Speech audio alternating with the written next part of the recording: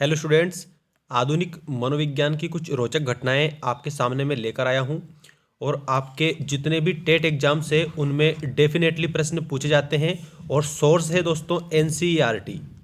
ये आपको याद रखना है। एनसीईआरटी का जो टॉपिक है उसमें से मैंने आप लोगों के लिए ये निकाला है आधुनिक जो मनोविज्ञान है उसकी महत्वपूर्ण घटनाएं। सर्वप्रथम बात करते हैं 1879 विलियम वुंट ने लिप्जिग जर्मनी में प्रथम मनोविज्ञान प्रयोगशाला को स्थापित किया। देखो प्रश्न पूछा जाता है कि जर्मनी में प्रथम मनोविज्ञान प्रयोगशाला को किसने स्थापित किया, तो विलियम वुंट बताना है और कौन से सन में 1879 में। ठीक है, इसके बाद में नेक्स्ट आप देखिए विलियम जेम्स ने प्रिंसिपल ऑफ साइकोलॉजी प्रकाशित की। ये कई बार प्रश्न पूछा गया है। प्रिंसिपल ऑफ साइकोलॉजी किसने प्रकाशित की? विलियम जेम्स ने। और कब की? 1890 में। 1890 में विलियम जेम्स ने प्रिंसिपल ऑफ साइकोलॉजी प्रकाशित की। इसके बाद में 1895 में मनोविज्ञान की एक व्यवस्था के रूप में प्रकार्यवाद की स्थापना, मतलब जो प्रकार्यवाद है इसकी स्थापना कब हुई, तो आपको बताना है ये हुई थी 1895 में। ठीक है, और किसके रूप में? मनोविज्ञान की एक व्यवस्था के रूप में हुई थी। इसके बाद में 1900 में सिगमंड फ्रायड ने मनोविश्लेषणवाद का विकास किया।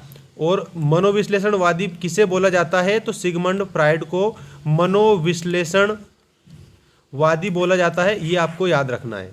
ठीक है, इन्होंने मनोविश्लेषणवाद का विकास किया था। इसके बाद में अगला टर्म देखिए 1904 में इवान पावलोव को नोबेल पुरस्कार पाचन व्यवस्था के कार्य के लिए मिला, जिससे अनुक्रियाओं के विकास के सिद्धांत को समझा जा सका। तो अनुक्रियाओं का जो विकास सिद्धांत है उसको समझने के लिए, ठीक है, नोबेल पुरस्कार पावलोव को दिया गया था 1904 में। इसके बाद में 1905 में बिने एवं साइमन द्वारा बुद्धि परीक्षण किया गया। बिने एवं साइमन के द्वारा बुद्धि परीक्षण किया गया। कब किया गया? 1905 में। इसके बाद में 1912 में जर्मनी में गेस्टाल्ट मनोविज्ञान का उदय हुआ। जर्मनी में, ठीक है, किसका उदय हुआ? तो याद रखना गेस्टाल्ट मनोविज्ञान का। प्रश्न इस प्रकार से पूछा जा सकता है कि गेस्टाल्ट मनोविज्ञान का उदय कहाँ पर हुआ, तो बताएंगे जर्मनी में हुआ। और कब हुआ? तो 1912 में हुआ। 1912 में गेस्टाल्ट मनोविज्ञान का उदय जर्मनी में हुआ। इसके बाद में 1916 में कलकत्ता विश्वविद्यालय में मनोविज्ञान का प्रथम विभाग खुला। भारत की बात अगर की जाए तो मनोविज्ञान का प्रथम विभाग कहाँ पर खोला गया, तो याद रखेंगे कलकत्ता विश्वविद्यालय में खोला गया। कब खोला गया? 1916 में। ठीक है, 1916 में खोला गया। इसके बाद में नेक्स्ट आप देखिए 1922 में मनोविज्ञान को इंडियन साइंस कांग्रेस एसोसिएशन में सम्मिलित किया गया। 1922 में। 1924 में भारतीय मनोवैज्ञानिक एसोसिएशन की स्थापना हुई। भारतीय मनोवैज्ञानिक एसोसिएशन की स्थापना कब हुई? तो 1924 में भारतीय मनोवैज्ञानिक एसोसिएशन की स्थापना हुई। इसके बाद में 1924 में जॉन बी वाटसन ने व्यवहारवाद पुस्तक लिखी, जिससे व्यवहारवाद की नींव रखी। अब याद रखना व्यवहारवाद किसकी पुस्तक का नाम है? तो जॉन बी वाटसन की पुस्तक का नाम है, ये आपको याद रखना है। और 1924 में इन्होंने ये पुस्तक लिखी थी और व्यवहारवाद की नींव रखी थी। और प्रश्न इस प्रकार से भी बनता है कि व्यवहारवाद की नींव किसने रखी, तो आपको बताना है जॉन बी वाटसन ने व्यवहारवाद की नींव रखी। इसके बाद नेक्स्ट देखिए 1928 एन सेनगुप्ता ने, ठीक है, इसकी आप विशेष रूप से ध्यान रखेंगे 1928 वाला। ठीक है, एन सेनगुप्ता एवं राधा कमल मुखर्जी ने सामाजिक मनोविज्ञान की प्रथम पुस्तक लिखी, लंदन और अनविन।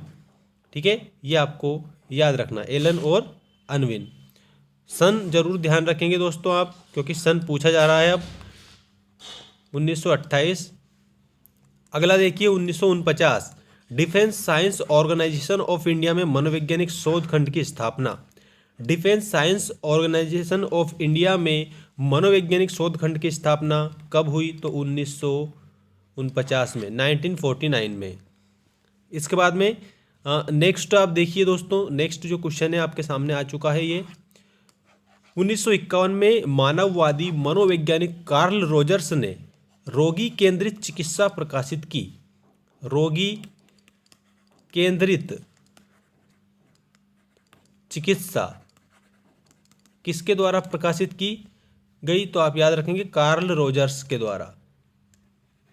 कार्ल रोजर्स कब? 1951 में। ठीक है। अब हम बात करते हैं 1953 में बी.एफ. स्किनर ने साइंस एंड ह्यूमन बिहेवियर प्रकाशित की, जिससे व्यवहारवाद को मनोविज्ञान के एक प्रमुख उपागम के रूप में बढ़ावा मिला। साइंस एंड ह्यूमन बिहेवियर प्रकाशित की, आपको ध्यान रखना है। ठीक है, जिससे किसको बढ़ावा मिला? व्यवहारवाद को बढ़ावा मिला। इसके बाद में नेक्स्ट टर्म देखिए 1954 में मानववादी मनोवैज्ञानिक अब्राहम मास्लो ने मोटिवेशन एंड पर्सनालिटी प्रकाशित की। कब? 1954 में। किसने? अब्राहम मास्लो ने। क्या? मानववादी मनोवैज्ञानिक।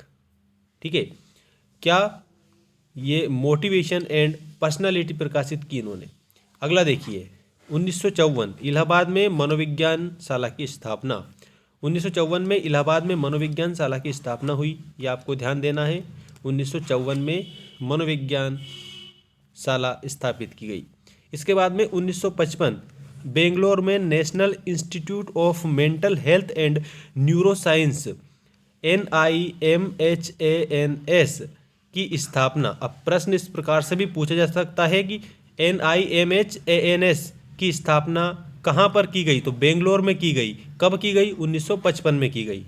ठीक है, तो प्रश्न इस प्रकार से भी पूछ सकते हैं, ये शब्द दे देंगे तो आपको सन बताना है कि कब की गई और कहाँ पर की गई। चलिए इसके बाद में बात करते हैं 1962 रांची में हॉस्पिटल फॉर मेंटल डिजीज की स्थापना। 1973 कॉनराड लॉरेंज तथा निको टिनबर्गेन को उनके कार्य पशु व्यवहार की उपजाति विशिष्टता की अंतर्निर्मित शैली जो बिना किसी पूर्व अनुभव अथवा अधिगम के होती है पर नोबेल पुरस्कार मिला था। किसको? कॉनराड लॉरेंज को 1973 में।